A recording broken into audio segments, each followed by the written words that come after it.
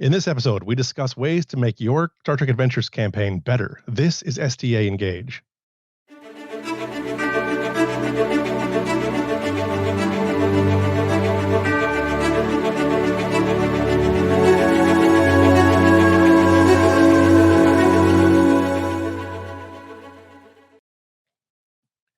Welcome to the show. I'm your host, as always, Dr. RPG Jeff Harvey.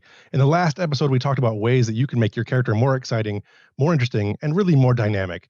If you missed that episode, go back and check it out.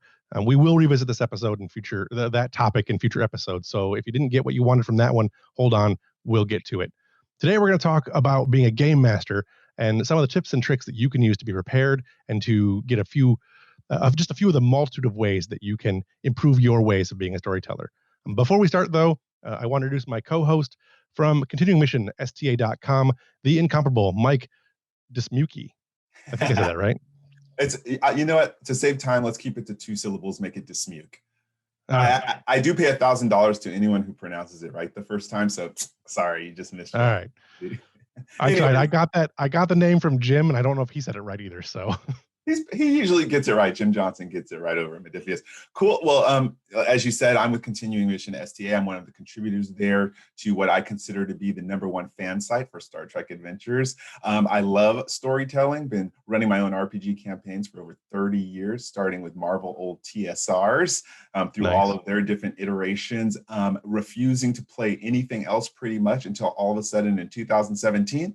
Star Trek Adventures came along. I said, let me take a peek. I've been addicted ever since, playing more of STA nowadays than Marvel. And I'm, of course, writer of Game Masters comic books. You can find it on Comixology, Amazon's comic book publishing site. Nice. Well, the goal of this show is to help fans of Star Trek and the role-playing community as a whole better engage with the Star Trek franchise and the Star Trek Adventures RPG in general, and the community at large. So this is a great way to have to get things going. This show is brought to you by the letter D, the number 7 of 9, and the support of people like you. So subscribe, share, like us, support us on Patreon. And Patreon is up now. I think I have it written here eventually in my script, but whatever. You can find out more about the folks who sponsor the show and help us put this show together. Our production team, Studio Tembo, the folks over at Continuing Mission, STA.com, and our primary sponsor for Season 1, Adventure Inc. Just follow the links in the doobly-doo. I think without any further ado, we should get right into it and discuss how to be a better GM. I mean, my #1 rule is what I consider the golden rule, right? And that's to have fun and enjoy the game. What are your thoughts on that one? Totally agree. I mean, I think when we all have GM games where we forgot that and people end up slamming laptops and walking out and maybe never playing again, learned early on, nope, it's not about me. It's really about them. And introducing some complications, but not bogging it down so much that they don't have fun. They want to walk away a winner. So I agree with you. It's really taking our ego out of it and understanding that it's not me writing the game, it's everyone sharing and writing an amazing storyline together. Once you figure that out, it never stops from there, right? Right. One of the main factors of any kind of role playing is that it's a collaborative storytelling experience. And if you can't make that collaboration happen, you've really kind of defeated the entire purpose of getting together and role playing. It's the storytelling is the main factor here.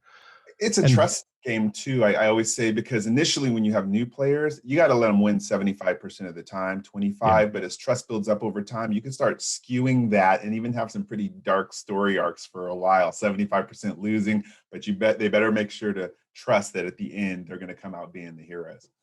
One of my favorite phrases of all time is John Wick, one of the creators of Legend of the Five Rings and 7th Sea, one of the big names from the 90s in RPGs. He said that players want to win, but they want to be beaten and they want to be thrashed and they want to be on the brink of losing. But at the end, as long as they pull it out, they will have had a good time. So that's a huge factor. They want that Captain Kirk moment at the end where that last ounce of strength pushes them up and they get that final swing. And that's where you have to sometimes forsake the mechanics for the purpose of the story. And it's a real balancing act as a game master. And I'm glad we're going to talk about that today, how people give them some ideas and hopefully people can start getting a read of the room when they're playing. It can be hard sometimes, even, especially if you're on Discord or a virtual platform, how to feel out your characters, your player characters. Reading the room is difficult when you don't have a room to read. And I think reading the room is a very key part of being a great dungeon master. It's not necessarily be a good one, but it's really key to be a great dungeon master. It's all about being confident, which is one of the other bullet points we have. We can talk right now.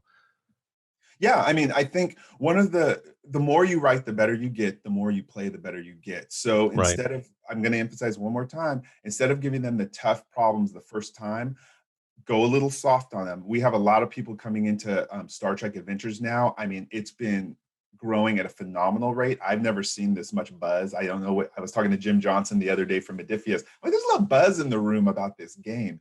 And so if Hmm. you're introducing people not only to the concept of maybe Star Trek for the first time, but to the concept of an RPG game, you really want to go light and make sure that they have fun initially. It builds up their confidence, which will build up your confidence to push them a little further in your next game. So don't pick Wrath of Khan as your very first module. Maybe Trouble with Tribbles might be better. Right. Yeah. The building up your own confidence and building up your players' confidence is super important. And one of the things about that in getting your confidence is you really don't need to know all of the rules when you first start. Neither do your players.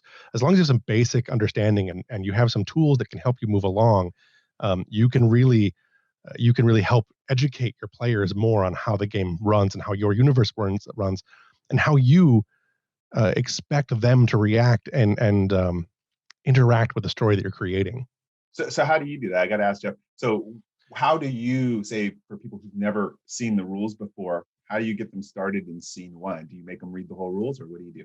Oh no, I generally don't make them read rules at all. Like I will hand them a character sheet if they want, or I will help them walk through character building. I use a 20 questions process where I have players fill out a form that is, even if it's just kind of talking through it, they don't actually fill out the form itself, but it's questions like, what's your backstory and what kind of family do you have? How do you react to these situations? And then once they have a basic idea of the character they want to play, you don't need any rules at all in the games I start. I will walk you through them. I will, every time I give you a skill task that you're going to roll, I'm going to tell you what you need to roll, how you're going to roll it. And I'm going to, my other players understand that you have to be patient with new players. And it's all, we're all teaching the new guy, right? And I'm not just teaching them how to play the game, but I'm teaching them how to interact with the level of story that I'm expecting them to engage with, and how to give that back. So I don't want them to know the rules too much. I want them to have a good feel for a character, because to me that's far more important than any rule will ever be. So Yeah.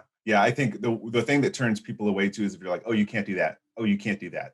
So yeah, what I've often had new players do is like, okay, in role playing, pick a superstar you like, pick an actor you mm, like, and though the character looks like this and has these skills, have them act like that, and just roll with it and have fun. This is a this right, is a interpretive, kind of event. Then as they go through and I let them do stuff and they have challenges, I'm like, you know what?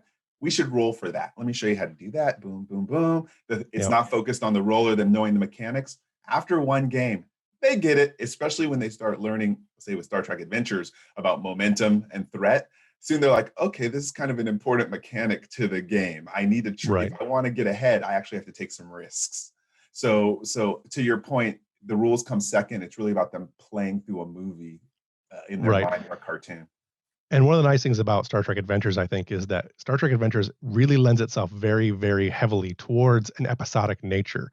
It does feel when you're playing the game like you're playing an episode of the original series or Next Generation or DS9 or whatever your favorite show is. If you can capture that feeling very quickly.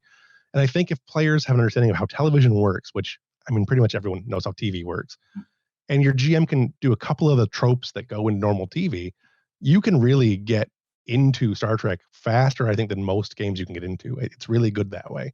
Well, here's some advice too. So I've only had, well, no, I've had more than one experience with this, but I recently with Star Trek Adventures had a friend who never had seen Star Trek in his life. Okay, this is a millennial. He happened to stay at my house last November, and I said, let's start watching the original episodes, because he was like, Mike, I don't see what you see in this. We were food. I fed him. He had alcohol, so he relaxed. He went through and watched half of the original series, and now he actually finished Voyager. So he went through everything in order. He's starting Enterprise. He played STA once and he understood the concept. Now that's a Right. big leap. Most people won't do that. What I suggest though, if people just need to understand the universe and they need something more entertaining, They could watch Lower Decks now. They could Mhm. watch Galaxy Quest. They could watch Orville. And that's actually enough background about sci-fi where it's like, it's kind of like that. Those are the kind of things you could do. Now you're on this ship, play with us. And so that's an Right. idea. If people need a little background for people who are virgins to Star Trek, you could use those other shows maybe to get them involved. Right. And one key factor when you're running a game like this is to help make sure that your players are empowered to be able to be the characters they want to be. You want to make sure that they can achieve some progress as the character they're playing so they can become more a part of the world and have the world recognize these characters for the things they're doing. Right. It's very important that if you're, especially for new characters you're bringing into the game, if the world interacts with them in a way that makes them feel important, then they're going to be more engaged and more apt to understand what's going on around them. And they're going to be way more apt to go out and do some research and watch Galaxy Quest or pick up, DS9 and watch the first 7 seasons in a single day or whatever you want to do. Hey, it's the world of binge watching. Getting back to how to build a story, I know today, just this morning, on Facebook, there was a lot of chatter about how to build stories and even how to take a Mhm. concept idea like the new mission briefs that are Yeah. included in the new Star Trek Klingon core rulebook. We're going to see more mission briefs coming out. We have some fan-made ones on continuing mission STA. There was some question about really how to build a story. And I've had the privilege of taking some storytelling classes, and I also facilitate storytelling. And I tell people, picture it like this if you're a game master. Here's the characters, here's the goal. So a big target, you can picture that. Now, they just have to get to that goal. All you need is 3 brick walls, and that's Mhm. going to frustrate them getting to that goal. And those Right. 3 brick walls could be something like, they're supposed to go perform a rescue mission, but brick wall number 1, the shuttle is malfunctioning for some reason. Number 2, the atmosphere is not welcoming their shuttle as they try to land and perform the rescue mission. And 3, when they get there, the people decide they don't want to be rescued, they want to die. Those 3 problems alone create the whole game. And Right. it's not dependent on the characters or the game master railroading the people to do stuff. Those are just 3 existing problems. They exist no matter what. And the players doing that alone, they have a story and you're going to see some really amazing moments. Don't you agree? I agree. And when you're writing story, and this is something we'll get into in later episodes, of course, but you want to have your central conflict. In this case, you're talking about going to this planet and rescuing people off of the planet, and that's your central conflict. That's the thing you need to try to accomplish. And you have your minor conflicts. You can have interpersonal conflicts with characters. You can have the conflict with the shuttle trying to get to the atmosphere. You can have the additional conflict of the players trying to convince the the people to leave. And that's your 3 brick walls thing. I've always called them conflicts, but I mean, whatever works. Just remember that you can also take and introduce additional conflicts into that. Like you can have the Vulcan and the Doctor don't like each other very much, so they're while on this trip they're having arguments over what they can do to save people or what the priority of saving people would be. Okay, and here's how I do that with the threat when we're playing Star Trek Adventures is you can't force people to fight. Our goal is not to make the Vulcan doctor and the Betazoid counselor get into an argument, but Right. what I will do, for instance, is bring up an ideological difference as a threat. So maybe add a complication that the Vulcan wrote a thesis on why this methodology of counseling is better than this methodology, and the complication is he's dogmatic about his thesis. Right. Now, when he tries to break from that, now you have to roll to see if your character has the willpower, command versus control to break from that, and that can become a story unto itself. A player told a story about crawdads during the game, and so since they were in the ocean, I added threat and had alien crawdads attack them just for humor. It's like, you just talked about crawdads. So as a storyteller, don't worry about the players. They have the goal. Just keep throwing those brick walls in the way. Soft, some hard, some strong, and you're going to Right. find a really rich game. Right. And the more you learn your players and the more you learn your own narrative voice, the more you can do to manipulate the conflicts that they're going to be engaged in to get more of the reactions that you want to get from players. I think it's really easy to do. Actually, it's one of the things I really thrive on when I do my storytelling is I put characters in a situation that I know what I think their reaction is going to be, and I want to see the way they react and the way the other people react to them. And I like being surprised when they don't react the way I want them to, or the way I expected them to, I should say. Yeah, It's yeah. I just Yeah, want go to ahead. say, I think another mechanic in the game Star Trek Adventures, which is good, is the NPC. We know Yeah. that oftentimes watching the TV show, you may have Riker and Jordy in a conversation, but sometimes it's that NPC with the dissenting view. I think about the Lower Decks episode of Voyager on where she had to go train the ensigns and these cadets that she had ignored for like 4 or 5 years, Janeway, Hmm. and all of a Right. sudden she has these NPCs who are grumbling and not the optimal Starfleet officer. So I really bring in NPCs as much as possible into the room to ask the tough questions or to create the dissension in the conversation also, especially if they're all too agreeable. That's how we as game masters can influence a little fire in the game. Right. And it's good to help control some of that control. You don't One thing you want to make sure you're not doing as a GM is having too much control over the scene. But you want to be able to interject your voice every now and then when players go off the rails a little more than you would hope and start getting into things where they're using their empathic abilities to torture people, which have had happen in games that I've been running, and it doesn't end well. There's court martials next session and it just doesn't work out for everybody. Yeah, So and I think you actually make a good point. When I'm blessed with great players. I have some writers of Star Trek modules who play with me, so they get the mechanics. But once they're having the conflict, I literally can just sit back and let them role play. I don't have to mhm. do anything. I play on Discord, virtual environment, so I'm just watching the dialogue, sometimes laughing like I'm watching a TV show. And then when it's time for a cut scene, I declare it or throw a new problem in there. And that's really the sweet spot, going back to what you just said as the golden rule is, Mhm. are they having fun? Can we watch them and have fun, doing that? Then that made my night. One of the things I enjoy the most about gaming sometimes is I'll be running a scene, and what you say happens. The players will start rolling on their own, and they don't need anything. They don't need me for anything. They will role play these very intricate scenes by themselves. And as the scene starts to feel like it might be winding down just a little bit, it's when you can throw in a new complication. You can have the red alert go off or whatever it is you want to do, and you can actually begin to be very good at narrating um, on the fly by just being able to feel out the room and having the confidence to be able to do that. Yeah, it's an improv exercise. I mean, it's Yep. it's really an exercise in improv. Once your characters get it, they free themselves. And I'm not an emotional gooey person, but there's been touching moments where I'm like, Sure. wow, that was so cool to see that happen. And I'm leaving that alone. That's your Some of cutscene. my some of my favorite moments in both in Star Trek and in other games that I've played, like Legend of the Five Rings, which is one of my favorites. One of my favorite moments is getting players to cry, and not cry like mad. They're frustrated that something's going their way. But if an NPC dies, but it's an NPC they were super attached to, or the scene is so emotional that it drives them to have an actual emotional moment. That's one of the greatest things I think you can ever get as a storyteller.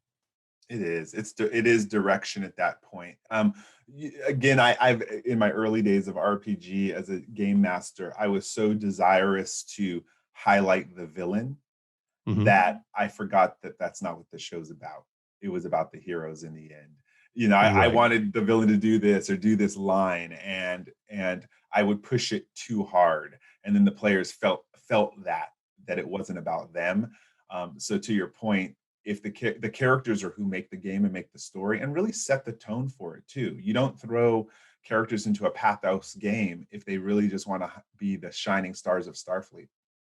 Right. So in another system that I played, and something that I use for all of my games, again, this is a John Wick thing.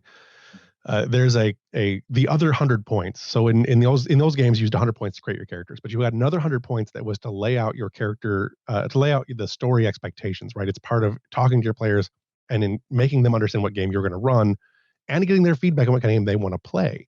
So they can put 100 points into, like, I want to do espionage games, or I want to do action games, or I want to do intrigue or romance or whatever it is. And however the points break down, that's the kind of game you want to focus on. So making sure that's, again, empowering your players to be able to have a part in the collaboration. And it also is a good way to help understand what your players are doing, and really just to have that moment where you can look at everything there and say, okay, my players want to do an action game. I really had this thought out to be this, Call of Cthulhu mystery, whatever else. I might want to rethink what I'm running, or this group might not be for me right now. Hey, I got to give that to you. Let's talk about those side conversations that I think it's important to have with each player separately. Mhm. Is what goal does your character have that maybe the others aren't aware of? Or where would you like the story to go? And we won't give any spoilers to everybody else. By Right. doing that with your play, I place our Star Trek game in seasons. And since I have 7 very active players, I only highlight 2 or 3 of them a season. I ask them Mhm. that question, and everybody's respectful of that. They know when it's their season, they know when it's their story arc. And so they play along, they support it, they have their contrasting views. And so I think about that, understanding your players, what they want out of the game is really key because they're going to want different things. So sometimes there may have to be a couple scary episodes because you have a couple players who want that, but then you have to have a couple diplomatic issues which may bore the mind out of your action players. But by everyone Right. knowing that they're going to get a share and having that first openly that this is how I run the game, and then you'll all get your starring moments. You can't be spotlighted every episode. Then Mhm. people are pretty patient with each other. Yeah, no, I'm 100% with that. I don't do it by season. I do seasons, but I do main story arcs seasons, and I do episodes inside the seasons that the players can interact with. And then as the overall arc, it's whoever takes the lead on them. And fortunately enough, I'm on my 7th season of my current game, and I think we've had a really good back and forth. And some of the characters have swapped out. Had a character die. I had one character stay in the mirror universe, and it's been really interesting to see the dynamics change. And I'm getting ready to have another fairly significant dynamics change coming up for the start of season 8. So looking forward to that. What's your ideal game size or group size for, let's just say, this game? Obviously, I personally like to keep my games between 4 to 6 players, but I really feel Star Trek, you need a minimum of 5, and the game runs almost best at 7. Yeah. So what I'll say is around the table, 4 is about my limit around a table because otherwise people get ignored. It's too quiet. On Discord, I'm with you, 7. Of course, it's hard to manage people's schedule. People for playing Star Trek Adventures, literally, I have had players from Germany, UK, Scotland, Canada, all over the United States. So what I have learned is I've chosen to generally have everybody except one player in the United States for time reasons. Mm-hmm. Um, but I will go to 6 to 7 characters. Some people may play 2 characters. Sure. And on Discord, that's totally manageable because if you're familiar with the technology, I could break people into different rooms. So one person could be away team, not knowing what everyone else is doing on the ship. So Sure. honestly, if I had the time, I probably could easily run 12 players at once. I just don't have the time for that in the Discord. So I find what you said, 4 to 7, totally comfortable. So I think we disagree on one key point here, and I think it's a good point to talk about. I don't believe that players should ever get up from the table. I don't think that you should ever step away from the story. I think that even if you're not in a scene, you should be watching a scene so you can have that emotional connection still too. So I'm all for splitting the party. Like I have never been a don't split the party person unless I'm the player, and I don't want to split the party because I'm usually the mage and don't want to die. But in the aspect of especially Star Trek, I think that uh, since the majority of your conflicts are going to be scientific or diplomatic or not actual phasering conflicts, well, those do happen. But splitting your party, I think, is good and actually a really good way to help build tension because you can jump between scenes. But I personally don't like leaving the table. I want everyone that's on the away team mission to see what everyone on the ship is doing, and everyone on the ship to see what everyone on the away team is doing. And if I can use the scene cuts back and forth to help build dramatic tension, I really like being able to do that. I don't know what you seem to not have that particular. I Uh, do that sometimes. Most of the time when I'm doing cutscenes, everyone's in the forum looking. That is true. But then there's some modules that lend to separating. One of my favorite modules that we played was and the name's it's not Nest in the Dark. That was a good one, but they were having memories of their past, and they were on a planet when the Ferengis were messing with the orb. And by separating everyone into their own forums and disjointing them from reality, when they all came together, that role-playing moment of what's real and what's not, that was something I would never have been able to do around the table. sure, But on an online forum when they were broken off and couldn't see what each other were doing, that was phenomenal. And they all voted as the best game they ever played. So nice, that's where I'm leaning, is just from experience. There are times where I don't want people to know what the others are doing because it's part of my game mechanic. sure. I will say that sometimes when you're doing specific types of episodes and you're trying to go for an exact feel, having that production change, that shift in the way you do things. I like to think of the way I run games as a production, right? So I try to incorporate music and I try to incorporate lighting effects if we're in person, that kind of stuff, just to help make it a little bit more interesting. And when we're doing it online, I use fantasy grounds. So I use a lot of imagery on fantasy grounds. I pretty much only use it for images. But I think one of the best things about that is you can shift, as you said, your production to, if I need to split the party, I will move someone over on Discord over here or something like that. I haven't done that yet for Star Trek, but I have done that for other games, and I can see where your point is on that one. I didn't ask, what are you playing on generally when you play virtually? Virtually, I'm using Discord for voice and Fantasy Grounds for tabletop. Mostly just because I bought Fantasy Grounds years ago when a friend of mine joined the Air Force so that we could play online, and it's just the platform that I'm into. I do play a Monday night game where I'm a player that we use Roll20. So Okay, good, yeah. And Roll20, you can do breakout rooms too, right? If you needed to, in a sense. well, I think we're using Discord for voice pretty much all the time. It's the only real voice platform. The nice thing about having the STA, the Star Trek Command um, server for Discord is that I actually have a bunch of different ships that are in there that are hidden rooms that no one else can see that I run ships on. And we had a couple other groups that were running games in there for a little while, but they don't anymore. And that is open to people if they want to do that. I think it's a great way to have a place that you can go to and to find players. You can go right there and find players if you don't have any. So nice. One of the other things that hooks my players to, again, making it a game about them and why they voted me the ultimate game master in the universe 30 years in the running, is because I literally do write up every single story into mini novella format. I've been doing this since I was age 15. And yeah. I do the same thing for Star Trek. People can actually go read our adventures. And even though we're a fan of 7 people reading it generally because it's about us, they love going back and seeing how they're portrayed and seeing the growth of their characters. Sure. Sometimes they'll go back and read something from 26 episodes ago and be like, wow, I can't believe I thought like that before. What do you think about that? How do you help your players afterwards keep the juice for what they did? Well, there's 2 ways. Well, 3 really. So I do that to some extent also. I've done it more in the past than I do now. It's because time constraints are there. I take extensive notes though, and I've written a few comic books that are um, waiting to be inked at some point. That our vampire game or our Star Wars games, stuff like that. I haven't done it for Star Trek, but what I normally do is the start of every session. I make the players do a recap, right? And it's not me telling the players what happened last session. It's them telling me what happened last session, what they saw. And then when one person has done the recap, I ask everybody else, do you want to add anything to that? Do you see something differently than that? At the end of every session, I do wrap up questions. I have a series of 5 or 8 questions that I ask every session, every player. And I vary up which ones I'm asking because I don't necessarily ask them all every time. But it's like, what moment stands out most to you this evening? And who best embodied their character? Things like that. Good idea, bad idea, as in like, I got that from Animaniacs years ago. You got to post those questions on get it to me so we can put it up on Continuing Mission. I think people would love. Yep. That goes in line with what they did with the Klingon rulebook release. Is they have mission logs now instead of just dishing out points. People get awarded for writing mission logs. So we brought that into our game. We actually now, anytime they want to, they have an area where they can write mission logs, and I award them based off of that. Yeah. So every game for the years now I've been running, and I started this with a D&D game years ago. If you write a character journal, it's in character, or in this case, a log, you get points. And it's your experience points are now tied to the idea that you are engaging with the game between sessions.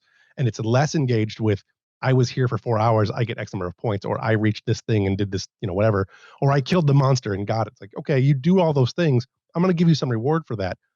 But you can get even more reward if you fill out if you tell us in your own character's words how you felt about those things and how what you're looking forward to, what your motivations are going forward. In fact, that's one of the questions that I ask is, what's your motivation for the session, and how do those motivations change over the course of the session? So I think it's really a good way to do that. Yeah, you're going to have to give me those questions. That deserves its own article. But we'll have to post that as a snippet to this on our blog. Right. I was going to cover post game stuff in one of the upcoming episodes, so we'll get into that too, and I'll make sure that we get it to Continuing Mission also. Okay. One thing that I can't stress enough as a game master and as a player is you must take notes. Even if you don't do a ton of session prep, if you take notes during your game while you're running it, that gives you things you can look at before the next session and be like, oh, hey, this thing happened. I want to bring that back and use it again. And I think it's one of the key parts of being a great game master is being able to build off of your previous stories and keep the ball rolling so you can build this giant epic and call back to something that happened in season 1 while you're in season 10. I think that's a great way to do things. And I've got some of that coming up, which my players are going to be really excited to see. You just reminded me of the module I was talking about that's perfect for breaking people into Discord rooms. Callback Yesterday. Amazing module. If you haven't played it, pick it up. That was voted the best by my players out of 30 episodes they've played. So nice. I want to talk real quick before we get too far into this. I want to talk real quick about conflict. I want to talk about rolling dice because I know that's a thing that game masters are always a little concerned about. And one thing I want to make sure that you understand, that the players understand, is that failure is not the end of any part of your storytelling, right? The players can fail at anything, and it just means that you can add more to the story. Don't ever let a failure be the end of your story. Yeah, I think one of the mechanics, again, I have to say, I was not eager to pick up a new RPG. You know, I tried others, was not impressed. But STA, when they had to succeed at cost, that if you fail, maybe you could still succeed, but it's going to have a complication in it. I was like, oh, that solves so many issues I've had over the years. Honestly, any experienced player of RPGs will tell you it's the failures that are memorable and overcoming those failures. It's not the games that were easy peasy, knocked out the villain in the first hit. It's the ones that you struggled for till the end of the game that makes you feel like a hero. So if you're a sore loser, get over it quick. Believe me, it's going to be great personal therapy to fail in a game. It'll help you prepare for failing in real life too. It'll make you a hero in real life. One of the best things about role-playing games is how they can prepare you for reality. The fantasy of it can really educate you. And that's something that GMs need to be aware of also, is that you need to know what message you're giving your players and how you're educating them going forward. Because so really you're a question. I got to ask you a question based off of that. Sure. I've had friends who I literally have played with for 20 to 30 years the game, and they don't know why I know them so well. It's not because of in real life what they've done. It's because of how they act in a game. I know what their visceral reaction is to stuff. Do you ever have that happen? You know them psychologically? Oh, absolutely. And I think it's one of the best parts about it too, because you get to see the raw. So one of the things they tell you is I worked as a firefighter for many years. And one of the things they tell you is you never know how you're going to react in a situation until you're in that situation. And that's true. And it's true for fantasy. If you're role playing that you're going to be in a situation where you have a chance to save the girl or to slice off the head of the hero next to her, your reaction in that moment is the way you're going to probably react in real life. And you can pretend like it's fantasy and that you're really not doing these things. But when a GM really catches you in that moment, you're going to do the reaction that you're going to do, not that your character would do. And I think that's fantastic. Thank you. Characters are just players turned to 11. Yeah, thank you for saying that, because I want to say RPG works like this. You have the player, the real human you're dealing with. You have their character, and the longer you play with them, they actually meld. Over time, you know who they are. Like in one of my comic books, I actually write one of my best friends for 30 years into the comic book, and he writes himself. I don't write it, and he's the funniest character in the comic book, and people think and I'm like, I didn't create this character. This is an existing being. And that's where it gets with the players, if you're really letting them develop their characters. It's something I learned from LARPing. I've LARPed for a very long time also. And as I grew, so when I first started LARPing, I was a fairly... Explain that for people who don't know. LARPing, live action role playing. It's being a nerd in the woods, as opposed to being a nerd around the table. I started out, I was in high school, or just out of high school, and I was a fairly shy individual. But as I played this character who is, for all intents and purposes, Littlefinger from Game of Thrones, or Varys from Game of Thrones, really. I'm not a good guy, is what I'm saying. But over the years of playing that character... I never saw it, so I don't know. Oh, I'm a bad guy. I'm a bad guy for the right reasons, though. But I played the character for years and years and years, and as I played this character, more of his personality became my personality, and I became more, I guess, fleshed out as a person by playing these characters. Not just that character, but also by being a storyteller and telling games, role-playing games, and being a player in those games. Although I rarely play, I mostly ever GM. Yeah, I know. Me too. No, I agree with that. So I think that's the thing too, is if we're doing some of the best practices is really putting the players first, asking them Yes. what they want to get out of the game, creating conflict and at the right times and knowing, getting the feel for when to throw conflict in, they're going to develop these characters they fall in love with, which is Right. what I really love, is when years later they're still talking about these characters. And one of the keys to that I think is being able to, when you make them make roles, make that role count for something. It can't just be a role for no reason, right? If you're going to make them get information, make them roll for it, but make that, give them the information they need as a reward for that. And anytime you make a role, that role has to be meaningful to the character in some way. Either it's gaining information to make them able to help solve the problem, or it's literally to save or save their lives or die. You know, Yeah, give me an example. Like I always try to think of what's the smallest thing I could have someone roll for that would matter. So right? we know that there's always, okay, yeah, whether you're flying the ship correctly, whether your phaser strikes, but we're doing stuff, for instance, like how fast are you swimming? Are you swimming fast enough to get into the cave before the creature Sure, gets to you? Things like that, right? What are some examples you right. think we use? So for Star Trek, it's anything from the moment that if I don't phaser this guy right, I'm going to be where my whole crew is going to be in trouble, or turning the ship sideways to get out of the Dyson sphere like they did in Next Gen. Those are obviously the roles you have to make, right? Those are important. Um, because those are the key tension moments that you want to resolve. But you can also have things like your scientist is researching uh, this alien species and the way it interacts with this thing that it's got acidic blood or something. Um, just having that role to have them find the information can mean life or death, because you can take something away from a player if they fail a role or if they don't succeed as in the role properly, or not properly is the wrong word, but you know what I mean. But you're not taking away like vital life essence or anything. You're not killing the player. You're just taking away their time so that they don't get to be able to make the decision as early, or they don't have the information that they need going into the next scene. Good. So with that said, so let's talk about, again, in order to be a good game master, it's about having them roll on things that make sense. I study Yeah. their focuses and talents and values before building the game, so that, say for instance, we go back to one of those brick walls I mentioned before, that's a problem that's only Mhm. somebody with metaphysics or biology or art or Right. phonology can actually solve. And so this is Right. their character feel important, where first of all, in order to even solve this and roll on this, you'd have to have some sort of background in linguistics. And then the people raise their hand like, oh, I do. And now they go back to feeling important, and that Right. role means so much to them, right? Right. And in that, if they fail their role or they don't get the number of successes they need, or they want to, however it works out, if they don't succeed right away, they can still, it can affect the story by them not having all the necessary tools they needed in their toolbox when they get to the next scene. They may have still succeeded, but maybe Yep. they didn't succeed with quite the translation they wanted, or they got the translation totally wrong. Well, I think that's another complication you can add. there you go. And if they do actually fail on a single roll, I'll oftentimes turn that into a linear challenge Yeah. or some complications they have to fix before they get to the answer. Also, there's always alternatives in Star Trek. So something that should have been a medical solution could actually end up being a scientific solution. So Right. other characters may find a workaround.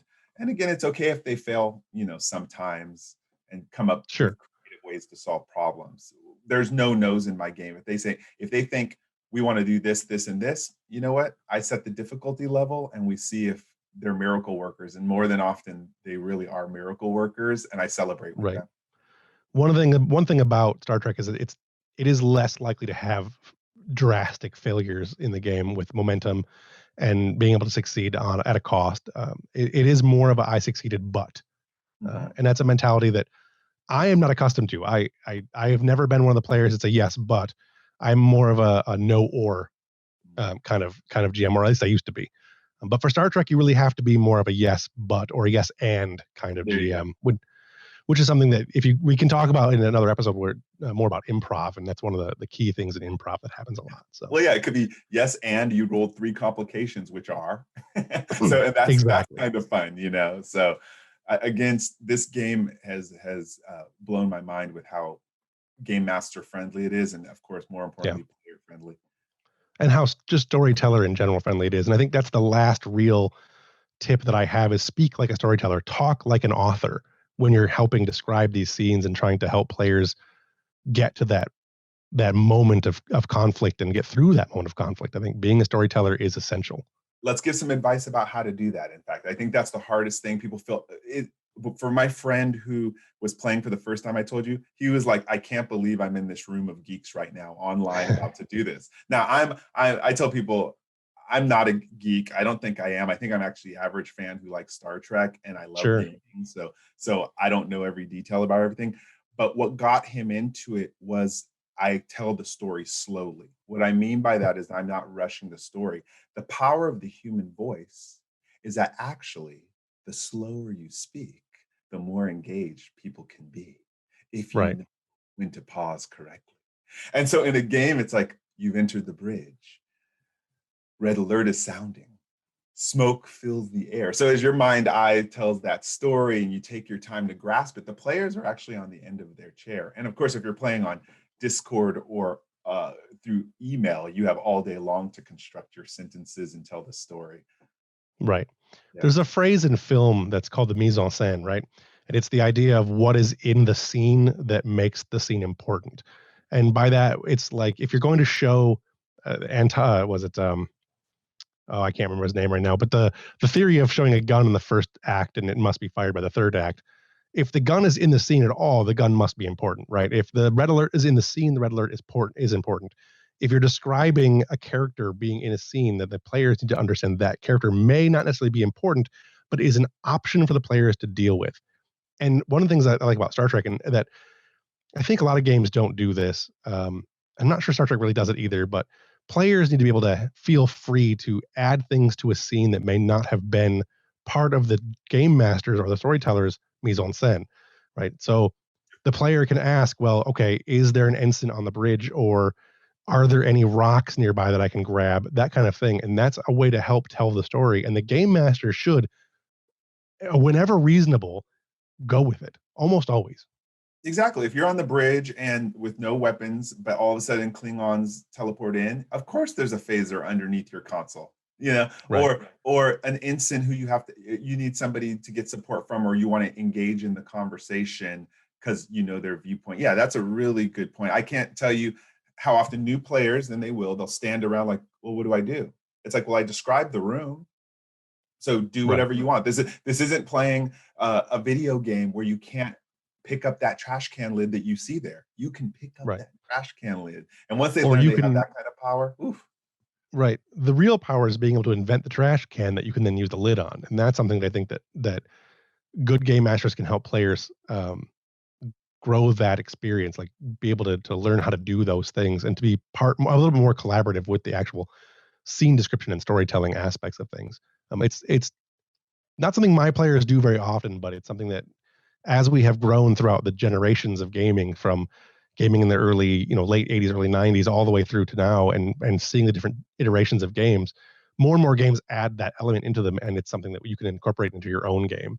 Yeah, here's a piece of So, advice for game masters. When you are introducing new players to the game, invite one old player who's really experienced, because mhm, once they see someone doing it and how much power that skilled player has, they're gonna be like, whoa, I can do that. And I've seen right. people wake up and go for it. So it's much easier to introduce 3 new players with 1 experienced player than just 3 new players, so, Yep. as a game master. And that goes back to the earlier things of talking about player empowerment and being confident and not being too controlling, but you still do have to maintain some control over that kind of situation because it can get out of hand pretty quickly. Yeah, you need to pick the right skilled player. In this forum, I know a lot of people are online right now asking about, I want to play the game, I don't have a group. So maybe encourage, if you have a group that wants to start, you'll be surprised by hitting us up on the Facebook page how many people might step in for one of your campaigns. Maybe an experienced game master willing to be a Mhm. player. I've done that before, just to wake up their group and just plant that seed and then exit stage left. Right. Yep. And that's a good way to do things too. I actually did that for my current Star Trek game. The player ended up rotating out from being captain into playing a new character and is still staying with them. But um, yeah, we definitely started out that way. So definitely a good mentality to get into to make sure that you use the experience of others to be able to make your game and your players better. Yeah. You're way more experienced than me, so I'll ask you this question as we're getting close to wrap up: is where do people go for resources to learn how to be a good game master? Where would you tap into? There's a lot of places you can go. There's a lot of resources for any game in general, but for Star Trek Adventures, I think Continuing Mission STA.com is one of the better sites for being able to get resources. I think our Discord is pretty good for that. The Facebook groups are very good for that. And there are a lot of places out there. You can do simple Google searches and you'll find anything. There's some really great videos by Matt Mercer, the guy who does Critical Role. He does some how to be a good game master stuff. And Matt Mercer is often cited as one of the best game masters out there. And I think he's great. I don't know how much of that is him having a writing team or professional actors, but whatever. I like it. um, but there's a lot of places you can go to get the resources, and we'll put some links down in the doobly doo for this episode and future episodes. So this is not a one-time topic. This is something we're going to revisit over and over because it is the thing I think that most players feel the least comfortable about. So Yeah. And I want to invite people to ask the questions like you mentioned, Facebook or on Continuing Mission, yeah, because I've never honestly met a game that's so welcoming to fans, where it doesn't just celebrate the yeah, writers and creators, but fans get some serious love with Star Trek Adventures. And so don't be embarrassed to ask the questions. Geek out with us on your Friday nights when we're sheltering in place. Believe me, yeah. you start playing, you're not going to be too bored at home. No. And if you have any questions you want, me or Mike to answer for you, like feel free to send them our way and I will answer them. We will answer them.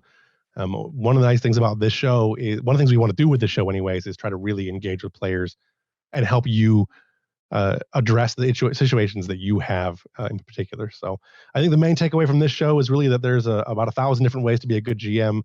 And these are just a few of the tips and tricks and ideas that you can use.